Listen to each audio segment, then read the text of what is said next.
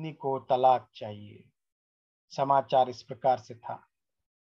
वीमा नाम की भोली भाली एक ग्रामीण लड़की घर से रूठकर शहर आ गई। संयोग से रेलवे स्टेशन पर उसे नेत्रहीन संस्थान का एक नेत्रहीन अध्यापक जमन वर्मा मिल गया। वर्मा उस बेचारी को बहला फुसला कर अपने कमरे पर ले आया। कई दिनों तक अवैध रूप से उसे अपने कमरे में रखा और उस बेचारी के साथ जाति करता रहा। जब लड़की को जमन वर्मा की नीची जाति का होने का पता लगा तो उसे मूर्छा आ गई। लड़की की हालत बिगड़ती रही, लेकिन जमन उससे जाति करता रहा। एक दिन मौका पाकर लड़की नेत्रहीन संस्थान के संस्थापक श्यामाजी के चेंबर में गई और आप बीती सुनाई। जमन के चंगुल से छुड़ाने के लिए वह खूब रोई, गिड़गिड़ाई। सहृदय श्यामाजी ने उसको ढाढ़स बंधाया। उन्होंने ही वीमा के गांव खबर की। वीमा के पिता और उसका भाई आए, उसे अपने साथ गांव ले गए। नेत्रहीन संस्थान के संस्थापक श्यामाजी ने जमन वर्मा के इस कुकृत्य पर कठोर कार्रवाई करते हुए उसे अध्यापक की नौकरी से बर्खास्त कर दिया। और अंत में जमन वर्मा का झूठा बयान उस समाचार पत्र में छपा था। लिखा था, मुझे नहीं मालूम लड़की किस जात की है। अगर वह तलाक लेना चाहती है तो मुझे कोई ऐतराज नहीं। जमन वर्मा नेत्रहीन संस्थान का पूर्व अध्यापक। दोबारा जब जमन और देवत सिंह थाने जाते हैं तब थानेदार समाचार पत्र में छपी बात को लेकर उन्हें ही डराता है।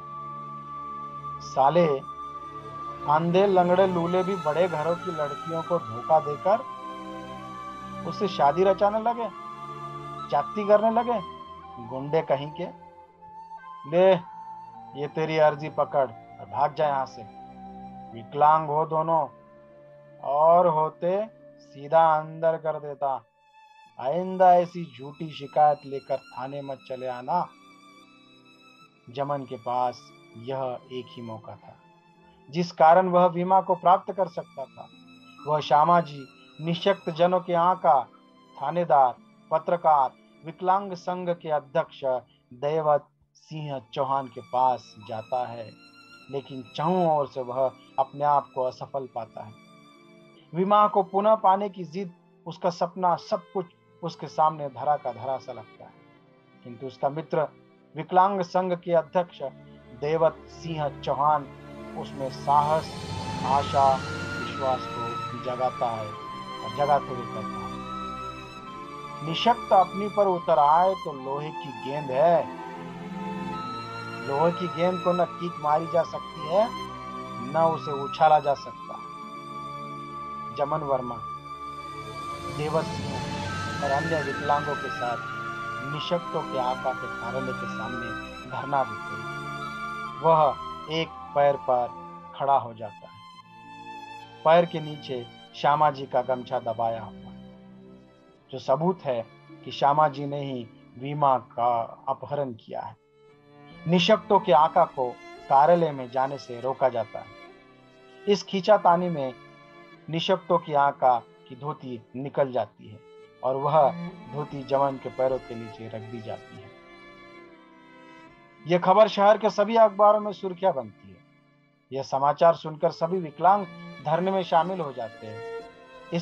इसका प्रभाव ऐसा पड़ता है कि डर के मारे वीमा को जमन को लौटा ही देना पड़ता है।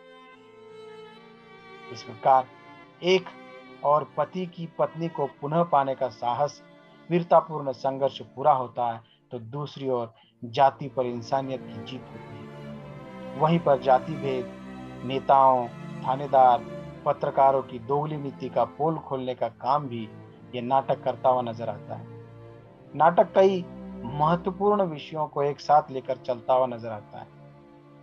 एक विकलांग अर्थात दिव्यांगों की समस्या का चित्रण इसमें हुआ है। दूसरा, वैवाहिक जीवन में बाधा उपस्थित करने वाला जाति भेद है। तीसरा, एक नेत्रहीन पति की अपने नेत्रहीन पत्नी के अपहरण के बाद उसे पाने का साहसपूर्ण कड़ा संघर्ष का चित्रण है। चौथा, निशक्तों के रक्षक कहलाने वाले नेता का दोहरा रूप, पांचवा बिकाऊ पत्रकार, छठा दबाव में काम करने वाली पुलिस व्यवस्था, सातवां ईमानदार विकलांग संघ का कार्य, आठवां नेत्रहीनों के रहनुमा का दोगला रूप, नौ जाति भेद का शिकार अध्यापक का चित्रण हुआ है। कथा वस्तु अभिनय एवं रंगमंच के अनुकूल है। समाज में स्थित जाति भेद के भयंकर जहर की समस्या की वास्तविकता का चित्रण करते हुए नाटक को विकलांग विमर्श से जोड़कर नया मोड़ देने का काम किया गया है। पात्रों की संख्या की भरमार न करते हुए कम पात्रों को लेकर कथा वस्तु को न्याय देने का काम किया गया है। संपूर्ण नाटक 78 पन्ने में और 2 अंकों में लिखा गया है। इन पात्रों को पकड़कर अन्य पात्रों को पकड़कर पात्र संख्या कुल मिलाकर 12 है। इस नाटक का रचना काल 2012 का है। इस नाटक की कथा वस्तु उन्हीं के द्वारा लिखी गई एक कहानी समाखे की कथा वस्तु से प्रेरित है, किंतु नाटक अपने आप में मौलिक भी है। धन्यवाद।